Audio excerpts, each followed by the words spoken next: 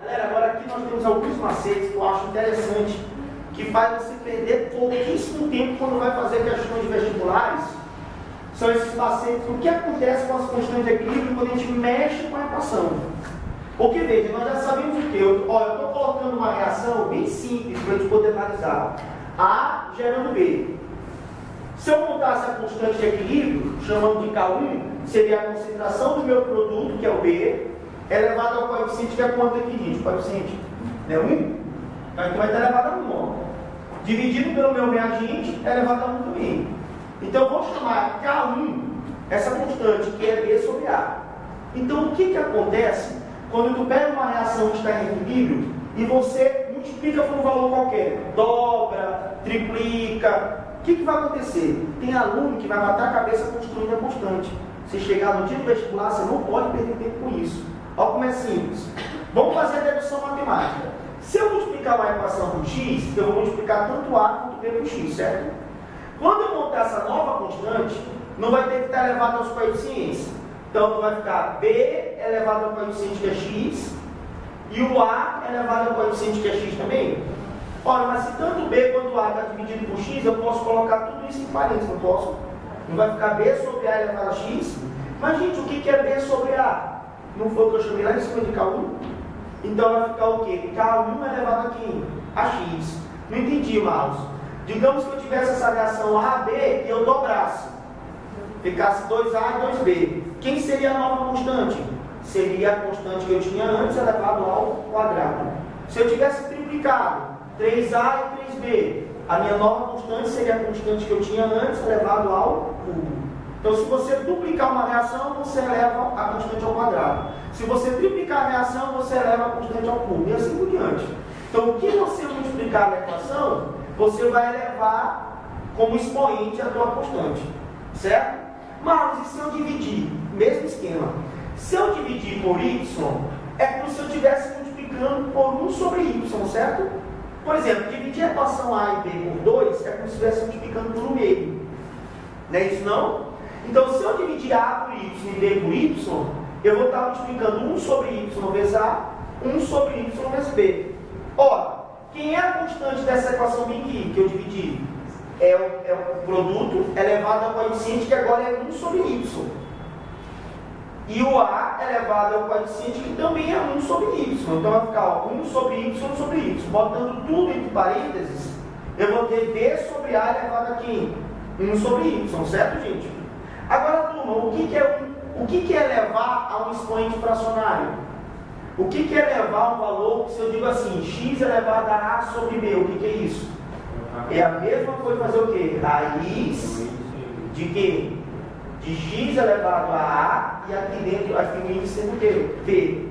Então, se eu estou elevando a 1 sobre y, é a mesma coisa dizer que é raiz y nésimo da minha constante. Então, por exemplo, se eu dividir a equação por 2, então vai dar a raiz quadrada da constante. Se eu dividir a equação por 3, então vai dar a raiz cúbica da constante. Se eu dividir por 4, vai dar a raiz quarta da constante. Vocês estão entendendo, gente? Então, toda vez que tu multiplica por um x, tu eleva a x. Toda vez que tu divide por um y, tu tira a raiz y-nésima dessa constante, beleza? Marlos, e se eu inverter a reação?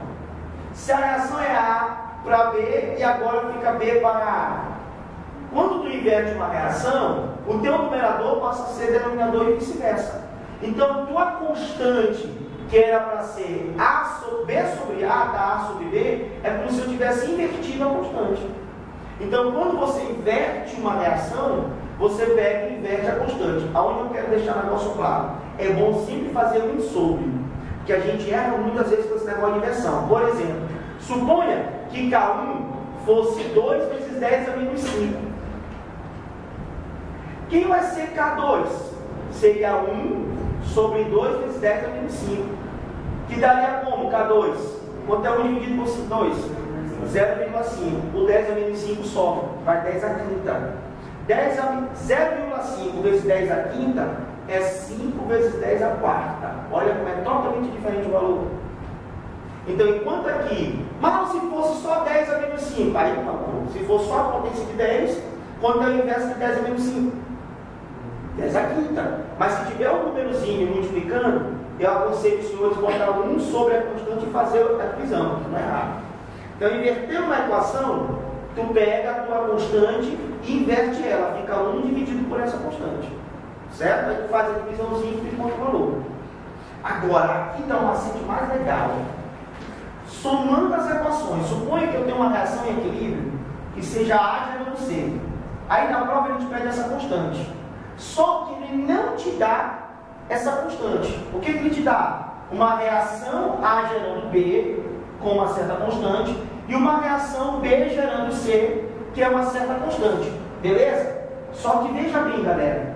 Quando você está vendo que o produto aqui da primeira reação é o reagente da segunda. É o que nós chamamos de intermediário de reação. Se eu somar essas duas, B cancela com B, gerando a equação que eu quero.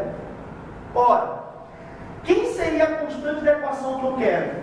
É a concentração de C elevado a 1, dividido pela concentração de A elevado a 1, tem aqui de vermelho.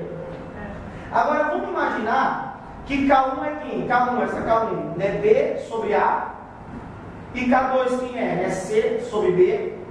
Ora, como é que eu posso fazer dar esse valor C sobre A? Veja, se eu multiplicar B sobre A, que é K1, e C sobre B, que é K2, B cancela por quem? Com B. C vai ficar dividido por quem? Que é a nossa K3.